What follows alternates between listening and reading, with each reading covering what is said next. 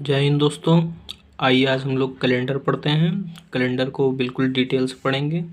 पहले इसके बारे में थोड़ा सा जान लेते हैं। कैलेंडर की शुरुआत रोम में हुई थी।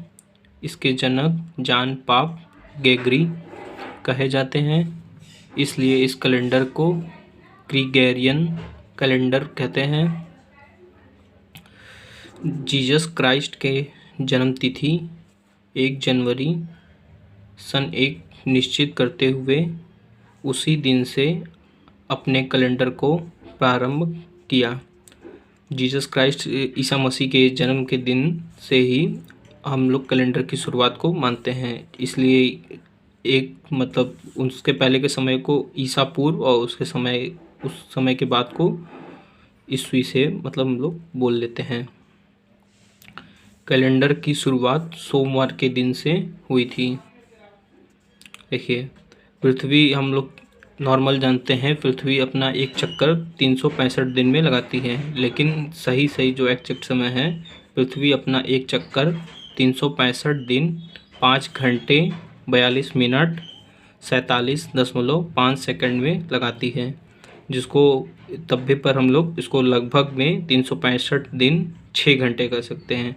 जो ये 6 घंटे होते हैं, ये 4 साल में मतलब एक दिन के बराबर हो जाते हैं, जिससे एक दिन चौथे साल में अधिक हो जाता है। इसलिए चौथा साल जो आता है उसको हम लोग लीप ईयर 366 जिसमें दिन होता है उसको हम लोग लीप ईयर कहते हैं, या फिर इसको अधिवर्ष भी कहते हैं। देखिए, अब हमारे पास 2 प्रकार के वर्ष हो गए, एक साधारण वर्ष और एक अधिवर्ष यानी कि लीप ईयर।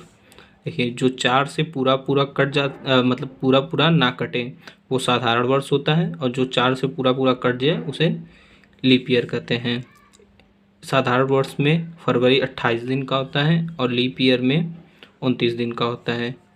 साधारण वर्ष में जो प्रथम दिन होता है वो अंतिम दिन के बराबर होता है। जैसे 1 जनवरी को अगर सोमवार है तो 31 दिसंबर को भी लास्ट वाले दिन भी सोमवार ही रहेगा, लेकिन अधिक वर्ष में एक दिन अधिक हो जाने के कारण से उसमें जैसे प्रथम दिन अंतिम दिन के बराबर नहीं होता, उसमें एक दिन आगे बढ़ जाता है। जैसे अगर 1 जनवरी को सोमवार था तो 31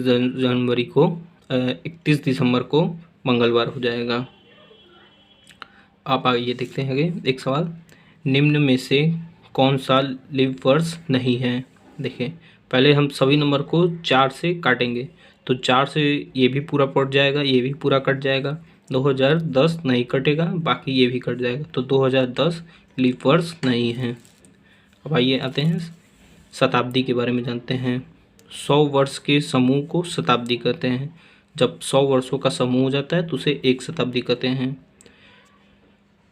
यह भी 2 प्रकार का होता है, साधारण शताब्दी और लीप शताब्दी।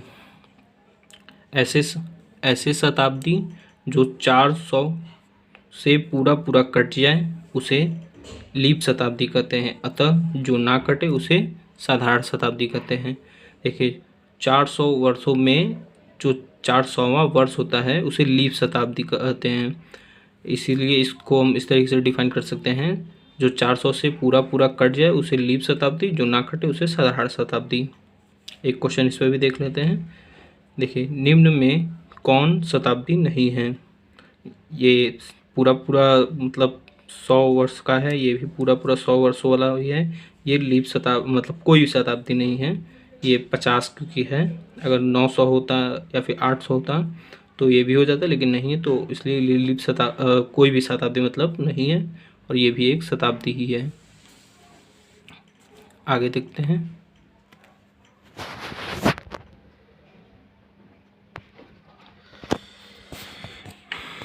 चलिए, अब देखिए आगे एक क्वेश्चन और है, निम्न में कौन लीप शताब्दी है। अब देखिए, 400 से भाग देना है सभी नंबरों में, जो 400 से पूरा कट जाए उसे हम लोग लीप शताब्दी कह देंगे। तो 400 से जो पूरा कटेगा वो संख्या केवल ये 3200 था, वो 400 से पूरा कट जाता था, इसलिए ये लीप शताब्दी है। अब देखिए, महीने के बारे में जानते हैं। महीना एक साल में मतलब 12 महीने होते हैं, तो इनकी संख्या मतलब क्या 12 होती है। जिसमें जनवरी 31 दिन, फरवरी 28 दिन या 29 दिन का, और मार्च 31 दिन, अप्रैल 30 दिन।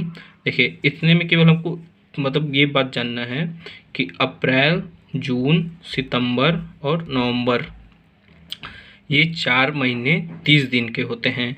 बाकी इस फरवरी के बारे में तो हम लोग जानते ही रहते हैं, कभी भूलते नहीं हैं कि वो 28 दिन का होता है और लीप वर्ष में 29 दिन का हो जाता है। तो बस इस चीज़ को हम लोग को याद कर लेना है कि अप्रैल, जून, सितंबर और नवंबर ये 30 दिन के होते हैं, बाकी सभी महीने 31 दिन के होते हैं। अब देखिए आगे क्या बात है। 7 दिन के समूह को हम लोग सप्ताह कहते हैं। 7 दिन के समूह को सप्ताह कहते हैं, जो सोमवार से शुरुआत होता है, जिसकी शुरुआत सोमवार से होता है और रविवार तक होता है वो। ठीक, अब एक क्वेश्चन इस पे भी एक क्वेश्चन है, ये भी अच्छा है। देखिए क्या कर रहा है।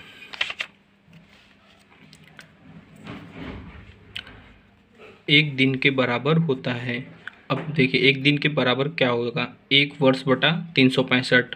एक वर्ष बोला है, एक वर्ष में 365 दिन होता है, लेकिन हमेशा नहीं होता है, 366 दिन भी होता है, तो इसलिए ये सही नहीं है। फिर बताया है 1 वर्ष बटा 366 दिन, तो एक वर्ष में 366 दिन होता है, लेकिन प्रत्येक वर्ष नहीं होता है, 365 दिन भी होता है, 366, इसलिए दोनों पूर्ण तरीके से सही नहीं है, इसलिए इसको सही नहीं मानेंगे। फिर देखते हैं आगे। एक महीना मतलब ये एक महीना बराबर बटे 30 दिन, तो एक महीना ना 30 मतलब सभी महीने 30 दिन के नहीं होते, 31 के भी होते हैं, 28 के भी होते हैं, 29 के भी होते हैं, तो ये भी सही नहीं है पूर्ण। और एक सप्ताह बराबर 7 दिन, तो ये निश्चित है कि एक सप्ताह में 7 दिन होते हैं, तो दोनों कट के एक दिन के बराबर ही आएंगे। ठीक, अब साधारण और लीप वर्ष की संख्या ज्ञात करना सीखेंगे। देखिए वर्षों की संख्या में 4 से भाग देने पर जो भागफल प्राप्त हो वह लीप वर्ष की संख्या होते हैं, और इसे कुल वर्षों में घटाने पर साधारण वर्ष प्राप्त हो जाता है। मतलब जितने भी वर्ष दिए रहे उसको हम लोग 4 से भाग दे देंगे, 4 से भाग देने पर जो भागफल आएगा वो लीप वर्ष की संख्या होगा, और पूरे वर्षों में अगर लीप वर्ष की संख्या हम लोग घटा देंगे तो वो साधारण वर्ष हो जाएगा। अब एक एग्जांपल इस पे भी क्वेश्चन, 20 वर्ष में कितने साधारण वर्ष और कितने लीप वर्ष होंगे। अब 20 को हम लोग 4 से भाग दे देंगे तो 5 आ जाएगा, तो 5 लीप वर्ष हो जाएगा। अब टोटल वर्ष था हमारा 20, तो 20 को हम लोग 5 से घटा देंगे तो 15 साधारण वर्ष हो जाएगा। ठीक, अब इसमें एक क्वेश्चन देखिए हम लोग ऐसे बना लेंगे। फर्स्ट क्वेश्चन इसको हम लोग मानने हैं और इसको सेकंड मान लेते हैं। फर्स्ट क्वेश्चन ये करा है कि 29 फरवरी कितने बार आएगा। अब देखिए 20 वर्षों में 29 फरवरी कितने बार आएगा, जितने बार लीप वर्ष होगा उतने बार ही 29 फरवरी आएगा। देखिए लीप वर्ष को एक तरीके से ऐसे भी कह सकता है कि 29 फरवरी कितने बार आएगा, तो 29 फरवरी केवल लीप वर्ष में ही आता है। तो लीप वर्ष जितने बार आएगा उतनी बार 29 फरवरी भी आएगा, तो उनकी संख्या लीप वर्ष की संख्या के बराबर होगा, तो 5 लीप वर्ष होंगे। ठीक, अब कह रहा है 29 तारीख कितनी बार आएगा। अब 29 तारीख तो हर बार ही हर महीने में आता है, लेकिन लीप वर्ष जो रहेगा उसमें 12 के 12 महीने में 29 फरवरी आएगा, और जो साधारण वर्ष रहता है उसमें फरवरी में 28 दिन होते हैं, 29 तारीख आता ही नहीं है, तो 15 वर्ष जो रहेंगे उसमें 11 बार ही आएगा, और जो क्या बोलते हैं लीप ईयर्स रहेंगे उसमें 12 बार आएगा।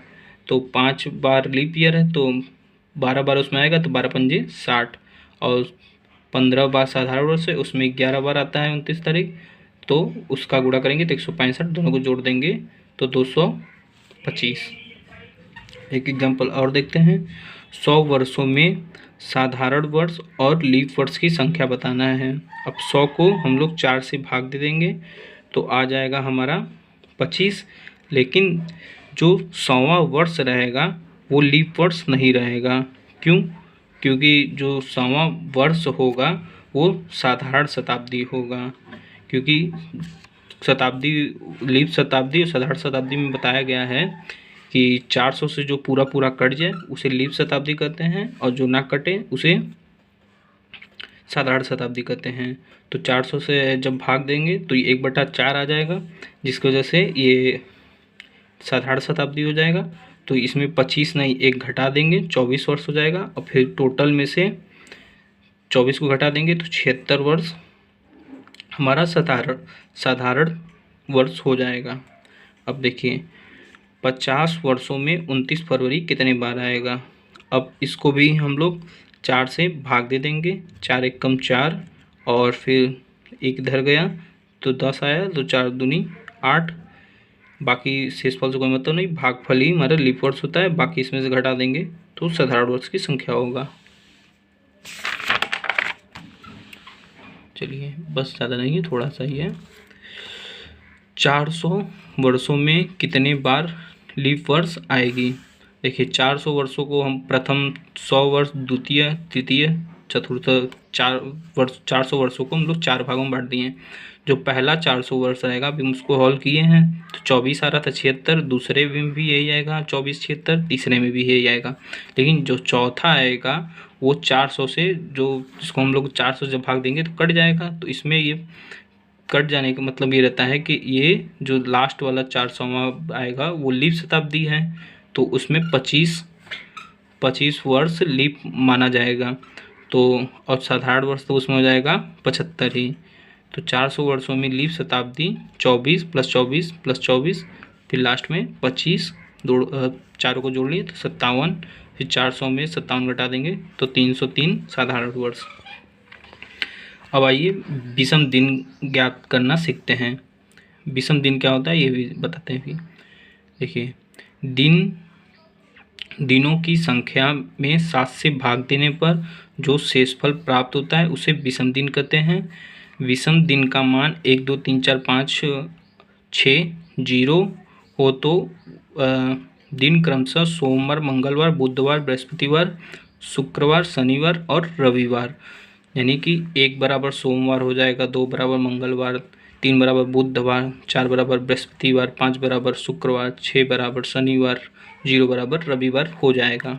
अब एक एग्जाम्पल, 50 दिनों में विषम दिनों की संख्या। तो 50 को हम लोग 7 से भाग दे देंगे, शेषफल आया 1 यानी कि सोमवार। अब आगे और बात समझते हैं। ये डायरेक्ट एग्जाम में पूछ लेता है तो इसे याद भी कर रख लेंगे, वैसे कोई दिक्कत वाला बात नहीं, आराम से एक बार में दिमाग में बैठ जाएगा। साधारण वर्ष में विषम दिन बताना है, 365 दिन होता है, 365 दिन को 7 से भाग दे देंगे तो एक शेषफल आएगा, वही विषम दिन का मान होगा। फिर कह रहा है लीप शताब्दी में 366 दिन होते हैं, उसमें विषम दिन बताना है, 366 को 7 से भाग देंगे तो 2 शेषफल आएगा, वो 2 विषम दिन हो जाएगा। अब देखिए इसमें जितने दिन होते हैं 31 दिन, 28 दिन, 29 दिन और फिर 31 दिन, 30 दिन, ऐसे सब के दिन में 7 से भाग देने पर शेषफल जो आएगा वो उनके विषम दिन का मान हो जाएगा।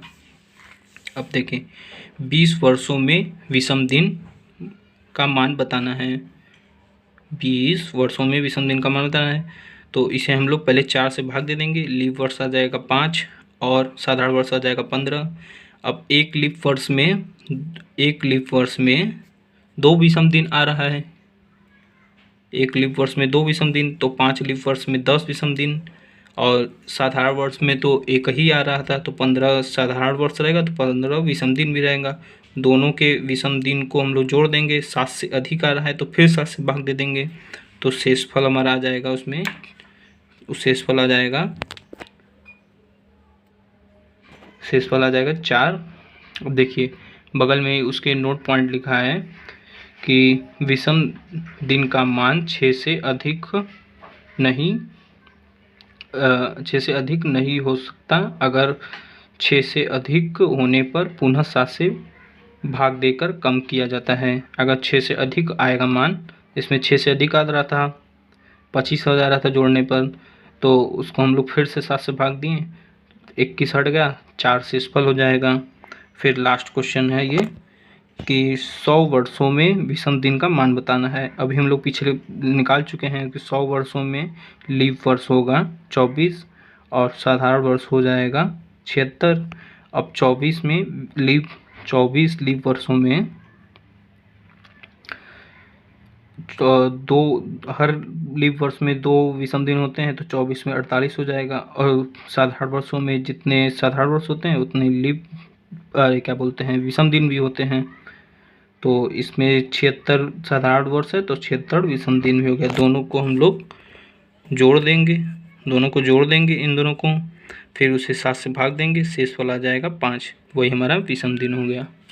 ठीक, देखिए अब आगे देख लेते हैं एक बात और, कि किसी भी लीप शताब्दी तक विषम दिन का मान 0 होता है। लीप शताब्दी जब तक आता है वहाँ पे लीप शताब्दी जब आएगा उसका मान 0 होगा। जैसे हम लोग इधर इसमें निकाले हैं साधारण वर्ष में पीछे निकाल लिए हैं कि 5 आया था, तो 5 यानी कि शुक्रवार, और 1 जोड़ देंगे तो अंतिम दिन पता चल जाता है, क्योंकि अभी हम लोग उधर पीछे पढ़ चुके थे, 1 जोड़ने पर 1 जोड़ा जाता है। और फिर इसी तरीके से 200 वर्षों जो रहेगा वो बुधवार, यानी कि 3 उसमें विषम दिन आएंगे तो बुधवार से स्टार्ट होगा, और 1 जोड़ेंगे तो उसका आखिरी दिन पता चल जाएगा। इसी तरीके से जो 300वां शताब्दी रहेगा उसमें विषम दिन 1 होगा, यानी कि सोमवार, उसमें 1 जोड़ देंगे तो उसका आखिरी दिन पता चल जाएगा।